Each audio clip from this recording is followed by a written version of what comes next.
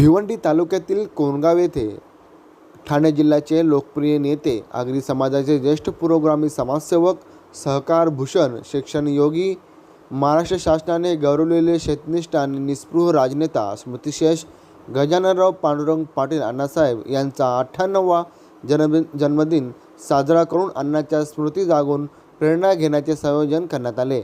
या निमित्ताने त्यांच्या या जन्मदिनानिमित्त गजाननराव पांडुरंग पाटील अण्णासाहेब जीवनगौरव पुरस्काराचे वितरण करण्यात आले। त्यासोबतच उच्च विद्या विभूतींचा विशेष सन्मान सोहळा देखील यावेळी पार पडला। कलानिकेतन, शिवगर्जना मंडळ, जागृती महिला मंडळ, बौद्ध जागृती मंडळ, ज्येष्ठ नागरिक सेवा समिती, गजाननराव पांडुरंग पाटील कला, विज्ञान, IT व वाणिज्य महाविद्यालयाच्या वतीने गजाननराव पांडुरंग पाटील अण्णासाहेब यांचा 98वा जयंती सोहळा साजरा करण्यात आला। नाईक कंपनी जी होती, नाईक परिवार जो होता, इथले जमीनदार, इथले सर्वेसर्वा ते अंजूरमध्ये राहत होते आणि त्याच अंजूर गावामध्ये अण्णांनी समाज परिवर्तन, समाज सुधारणा याचा श्रीगणेशा केला। अण्णांचे जोडीदार तिने स्वर्गीय आईने सुद्धा काम केलं।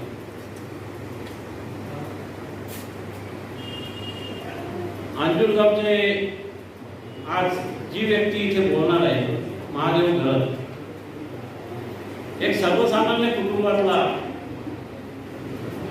भोगकरू नवतरू। अण्णांचे या घराशी अतिशय जिव्हाळ्याचे संबंध होते। अण्णा अंजूरला गेले तर त्यांच्याकडेच राहिले। आमची मावशी जिथे होती तरी सुद्धा त्यांच्याकडे कमी, परंतु महादेव घरत यांच्याकडे जास्त राहायचे। आई सुद्धा तिथे राहायची। अण्णांनी कशा पद्धतीने काम केलं ते त्यांनी सुद्धा ऐकलेलं आहे त्यांच्या आईवडिलांकडून। एक ज्याप्रमाणे या कोण गावात आडगाव शिक्षण संस्था ही संस्था अण्णांच्या नेतृत्वाखाली स्थापन झाली, त्याचप्रमाणे अंजूरलाही अंजूर हायस्कूल स्थापन झालं। त्या हायस्कूलचा एक साधा शिपाई काम करता असताना शिक्षण घेऊन क्लास झाले, सामाजिक राजकीय चळवळीमध्ये स्वतःला झोकून दिलं। 2 वेळा पंचायत समितीचे उपसभापती झाले। सभापती पदाचा चार्ज सुद्धा त्यांनी घेतला। स्वतः झाले नाही तर स्वतःच्या धर्मपत्नीला सुद्धा उपसभापतीमध्ये विराजमान केलं। असे अंजूर गावचे सर्वसामान्यात राहून अतिउच्च विचारसरणी अंगीकारलेले आदरणीय महादेव घरत यांना मी विनंती करतो।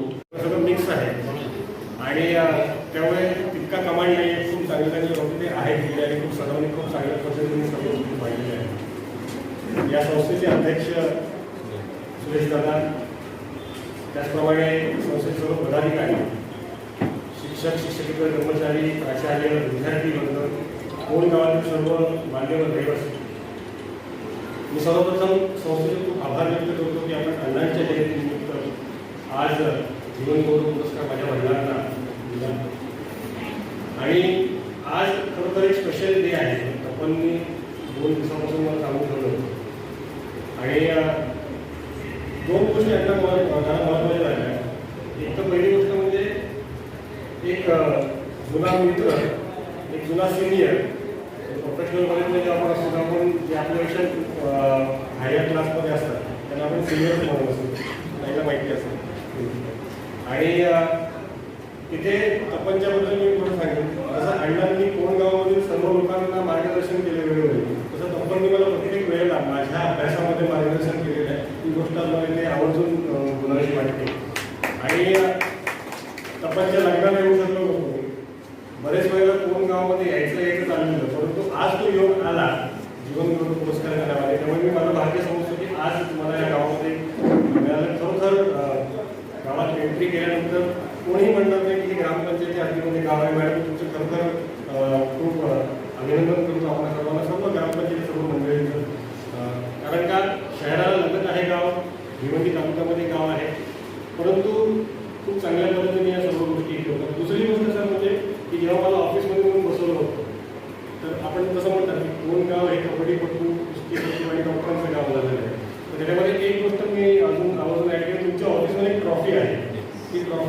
आमच्या संस्थेच्या इंदिरा गांधी महाविद्यालयाची ट्रॉफी आहे, ज्याबाबत आम्ही झुंजार चषक म्हणून दरवर्षी भरवतो आणि ते तुमचं उपविजेतं पण त्या ट्रॉफीमध्ये आहे. ते बघून मला खूप आनंद वाटतो आणि खरोखरच आहेत ह्या गोष्टी आहेत. आणि जे मैदानी खेळ आहेत त्या मैदानी खेळांना खरोखर खूप चांगल्या पद्धतीने वाव कोण गावामधून दिला जातो. खूप बरं वाटलं इकडे येऊन. मगाशी एक सजेशन केलं की आपल्याकडे खूप चांगली वास्तू असेल, चांगली वास्तू असणं आणि तुमच्याकडे महाविद्यालय आहे त्याची संख्या पण चांगली आहे. माझं सजेशन असं आहे की एखादं रात्र महाविद्यालय पण आपण सुरू करावं, जेणेकरून आजूबाजूच्या परिसरातील लोकांना त्याचा फायदा घेण्यात यावा. त्यासाठी माझी काय लागणारी मदत असेल तर मी पूर्ण तुम्हाला करण्यास तयार आहे.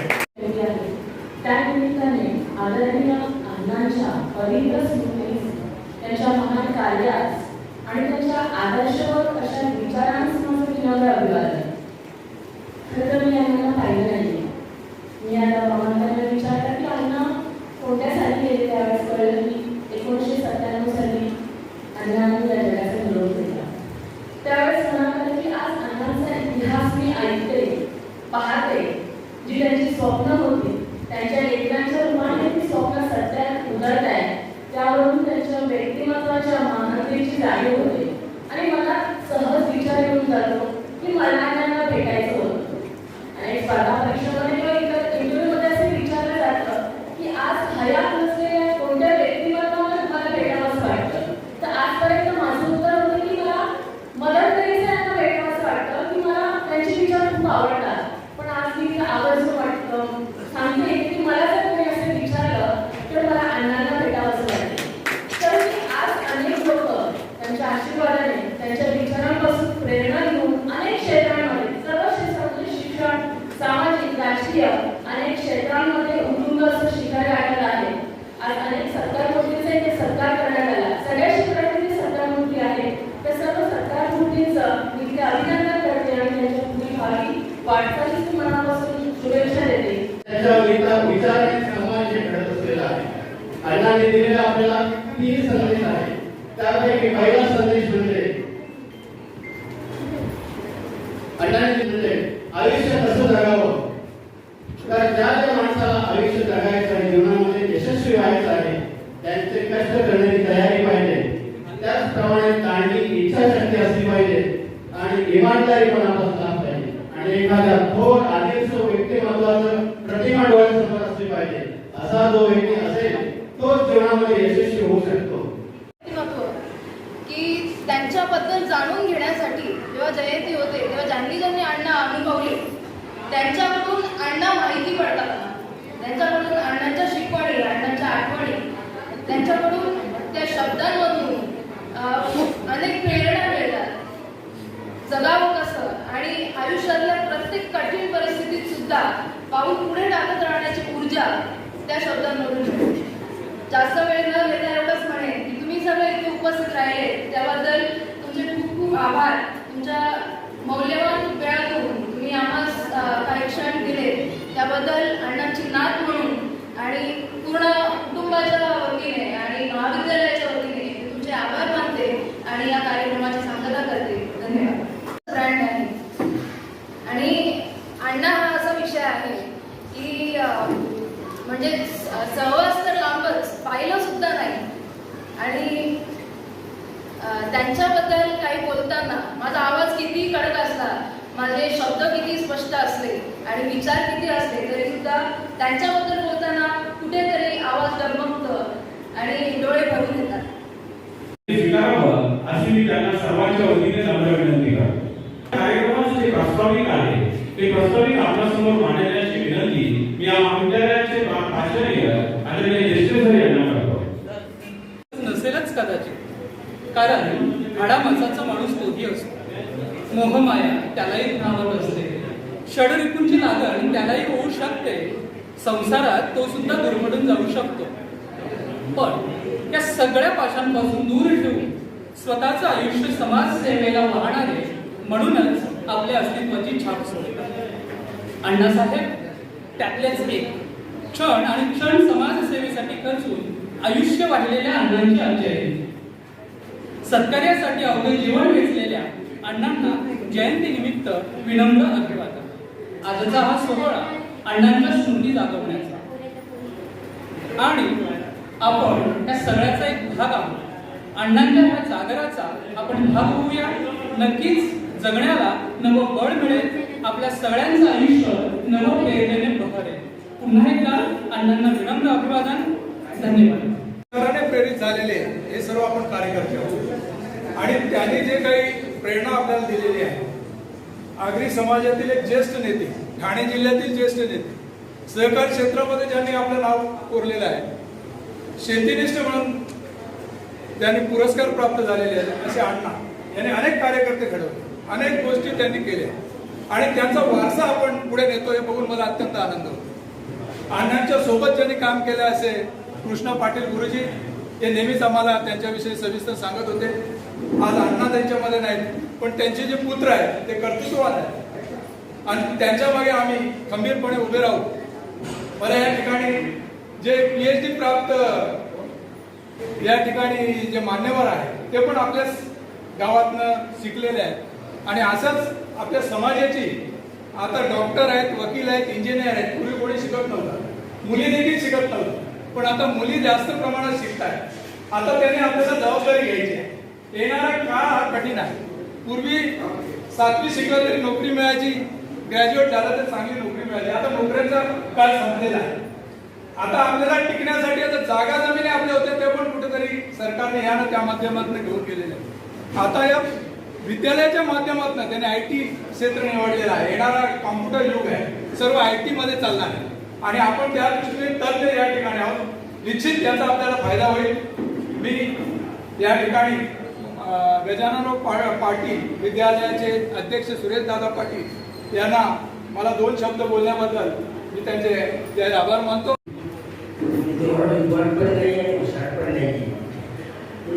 लोकल जे आहे शेतात काय पिकते पांढरा बघून बघितलेला माणूस जे काय आहे साध्या पद्धतीने थोडंसं तुम्हाला मार्गदर्शन करण्यापेक्षा अण्णांच्या बाबतीत माझ्या आईने मला काय सांगितलं, माझ्या वडिलांनी मला काय सांगितलं होतं त्या काळामध्ये त्या घटनेचा मला जन्मच नव्हता. त्याच्या पूर्ण ऐकलेल्या शब्दांना पूर्ण सगळं 1-2 मिनिटं तुमच्या समोर बोलत आहे.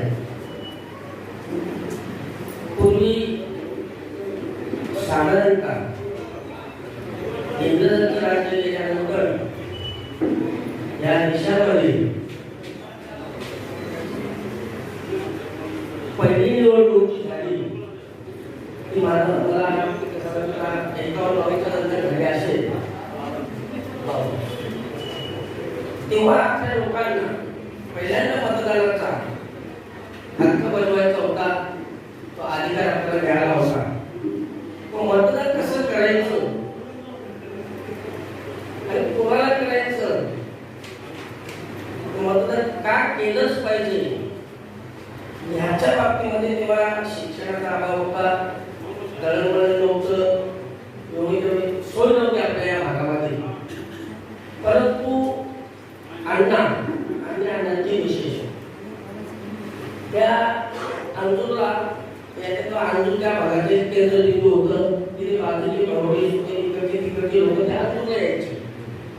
पण तिथे आपली शाळेची पाटी आणि कडू हे घेऊन लोकांना समजून सांगायचं का अशा शाळेत असं तिथे आपल्याला फुल्ली मारायचं, शिक्का मारायचा आहे असं समजून मतदान कसं करावं, कोणाला करावं त्या लोकांना समजत नव्हतं. तेव्हा त्यांनी ते सुरुवात केल्या, लोकांना समजून दिलं तर मतदान जे आहे ते पहिल्या निवडणुकीमध्ये एवढे त्यांनी कष्ट केले आणि आपल्या लोकांना सगळ्यांना सांगितलं आपण मतदान केलं म्हणजे आपल्या हक्काचा माणूस निवडून दिला पाहिजे. पडले होते जसं आपलं शिकवलं बाबासाहेब आंबेडकरांनी शिकवले शिका संघटित करा संघर्ष व्हा, त्या वृत्तीप्रमाणे अण्णांनी समाजामध्ये एकोपा करण्याचं जेव्हा काम केलं, खरोखर भाकऱ्याचं काम आहे. त्यांचे कर्तृत्व दातृत्व आजही समाजामध्ये नवीन पिढीला 100% पुढे नेण्याचं काम करत आहे आणि त्यांचा हा वसा सादर करणारे सुपुत्र सन्माननीय माऊदादा पाटील, सुदादा पाटील, मुलीदादा तसेच आपले बाबूजी वकील आणि त्यांचे सुपुत्र त्यांच्या सुखाने त्यांच्या त्याच्यामध्ये मोठा वाटा आहे. हा त्यांचा वसा शैक्षणिक वसा अण्णांची जी शिकवण्यामध्ये त्यांच्या मुलांना घडवण्याची जी कला होती आणि जी आवड होती तो एक त्यांचा जो गुण होता, त्यांची जी आवड होती क्षेत्रामध्ये त्या आवडीला पुढे नेण्याचं काम हे स्वतः करतात. खरोखर मी त्यांना धन्यवाद देतो आणि यांचं हे कॉलेज असंच पुढे राहावं, भविष्यात डिग्री करावं, मेडिकल करावं अशा मला शुभेच्छा व्यक्त करतोय. आणि नंतर काही बोलल्याप्रमाणे ठाणे जिल्हा, रत्नागिरी, सिंधुदुर्ग, रायगड जिल्ह्यामध्ये एक शैक्षणिक क्षेत्रामध्ये एक अग्रेसर अशी राज्यव्यापी संघटना आहे. त्या संघटनेचा मॅनेजमेंटच्या बॉडीवरती माझी निवड झाली. खरं तर आपल्या गावाला अभिमान गोष्ट आहे. मी हे कार्यक्रम थांबवून सत्तामंत्रीचा विषय अभिनंदन आभार नाही. त्यामध्ये मी एक छोटासा बाजूला सन्मान माझे मित्र नाईक आणि माझी कल्पना होती की या कार्यक्रमात बाजूला सन्मान करत आहे. मी महेश नाईक विनंती करतो की आपण पुष्पगुच्छ ज्यावेळी राहायला आलेला होता त्यावेळी दादांनी बाळाचे पाय पाडण्यात असतात त्यावेळी ओळखलं जातं. तुमच्या दृष्टीने ती म्हणून माझ्या दृष्टीने मी सांगेन की माझ्या नशिबात तो परिसर स्पर्श होता म्हणून मी त्या व्हिडिओमध्ये कदाचित दादांच्या मनावर खेळलो आणि मला परिस्पर्श लाभला आणि कदाचित ते इनहेरिट माझ्यामध्ये आलं की मला मी खूप भाग्याचं समजलो. आज पाटील महाविद्यालयाच्या वतीने आमचा जो सगळ्या मान्यवरांचा सरकार ॲडमेंट केलेले आहे सगळ्यात त्या मान्यवरांना सुद्धा मी शुभेच्छा देतो. आणि आजचा जो प्रोग्राम आहे मला फक्त दोनच गोष्टी सांगायच्या होत्या पण त्या सगळ्या विसरलो कारण त्यावेळी आता बोलत होती. मला माहित नाही बाकीच्यांनी पाठवायला दिसलं नसेल तुम्हाला कॅमेऱ्यामध्ये रेकॉर्ड झालेला आहे पण मंचावरच्या बहुतेक लोकांनी ही गोष्ट ऑब्झर्व केलेली असेल. ती होती बाळू काका आणि दादा यांच्या डोळ्यामध्ये असलेले अश्रू. आम्ही इथल्या मान्यवरांनी तर इथल्या बघितलेलेच आहे. पाठीमागच्या लोकांनी कदाचित दादांना डोळे दिसताना बघितलेलं असेल. त्यांच्या कामाची अशी खऱ्या अर्थाने पावती आहे की आज आपल्या समाजामध्ये असलेल्या आमच्यासारख्या छोटे जे विद्यार्थी आहेत छोटे विद्यार्थी आमच्या क्षेत्रातलं एव्हरेस्ट गाठण्याचा मी प्रयत्न करतो पण ते एव्हरेस्ट गाठत असताना आम्हाला कुठेतरी शाबासकीची थाप की आपल्या समाजाकडे जर मिळत असेल तर आम्हाला आणखी त्या एव्हरेस्टपेक्षा सुद्धा काही वरचं शिखर असेल तर ते गाठण्यासाठी आम्हाला निश्चितच एक प्रेरणेचा प्लॅटफॉर्म देण्याचं काम आज पाटील महाविद्यालयाने केलेलं आहे. तुमची सगळ्यांची रजा मागण्याचं कारण एकच आहे कारण माझ्या कॉलेजमध्ये सुद्धा 3 दिवसांचं एक इंटरनॅशनल इकॉनॉमिक कॉन्व्हेन्शन आहे. त्या कॉन्व्हेन्शनमधला मी एक